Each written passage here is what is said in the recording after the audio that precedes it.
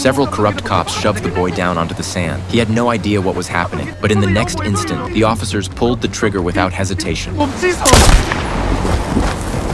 What the corrupt officers never anticipated was that the boy had a ruthless father. They had provoked the wrong person. The next morning, Paul, who was preaching, was abruptly interrupted by a frantic figure. When he reached the beach, he found his son lying lifeless in a pool of blood. Paul was overcome with grief, but he was soon roughly pulled away by several police officers. They carried his son's body away right before Paul's eyes. The grieving father sat on the ground, unable to recover for a long time. Staring at his son's photo, Paul sank into deep thought. The boy who had laughed and joked with him just yesterday was now separated from him by death. Determined to uncover the truth, Paul went to the police station. There, he was told his son was suspected of masterminding a kidnapping. Though Paul vehemently denied his son could be involved, the police showed no interest in the truth. You're picking kidnapped. You think about them at all? You think about them? No. You think of yourself alone. You're selfish, you're wicked.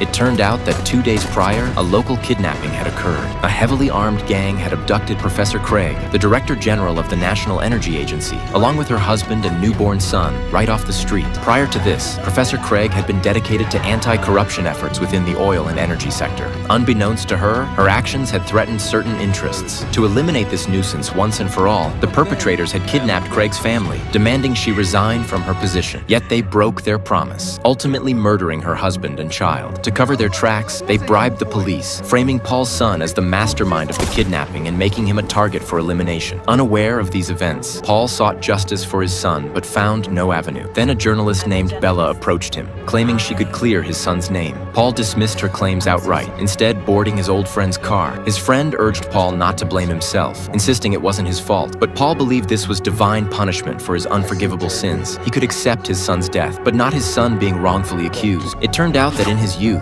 Paul had been a top-tier assassin for an organization led by a Nigerian military general. Paul's role was to handle matters the general couldn't appear to be involved in. During this time, Paul carried out dozens of assassinations and participated in 4 military coups, becoming a major figure in the underworld. He eventually chose to retire and go into hiding because during one mission, he refused to kill the target's 4-year-old daughter. As a result, he became a hunted man.